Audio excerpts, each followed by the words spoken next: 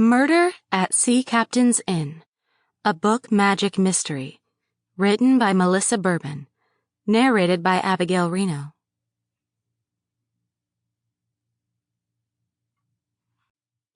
Prologue. Shanavan, isa misa anish gowe kosle, isan oyasan hos ala armbruch. I am an old woman now, with one foot in the grave and the other on its edge. Peg Sayre's Opening Gambit, 1936. For Pippin Lane Hawthorne, being in her father's secret study was akin to wrapping herself up in a cashmere blanket on a chilly afternoon. It had become her safe place. It was the room in the big rambling house where she could forget everything and everyone, where she could focus on the Lane family curse, picking up where her father, Leo, had left off. She hadn't gotten very far. Jamie McAdams had tapped into his expertise as a scholar of medieval Irish to translate the writing on the scrap of papyrus they'd found hidden behind the mechanism of a clock hanging on one of the study walls.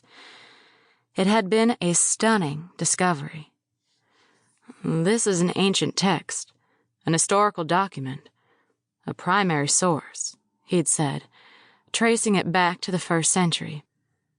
Knowing that had gotten them nowhere, and now Pippin sat on a pillow in the center of the small room, a collection of items laid out around her, no closer to an answer.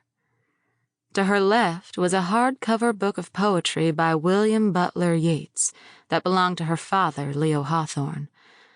Next to that was a goldenrod envelope that held a small plastic sleeve, which in turn held the worn, thick piece of papyrus. On her right side was a miniature carved ship in a bottle, cradled in the wood frame where she found her mother's necklace. She touched the cool metal of the medallion hanging from a silver chain around her neck. She had very few of her parents' belongings. The books in this room, her father's notes and maps, and the circular pendant embossed with a fleur-de-lis on one side and 2 trees and something else indiscernible on the other. The pendant had been terribly tarnished when she first pulled it from its hiding place, but she polished back its shine and hadn't taken it off since. Next to the maritime art was a transcription she'd done of the family tree her father had created, and pinned to a large beige rectangular bulletin board hanging. Sample complete. Ready to continue?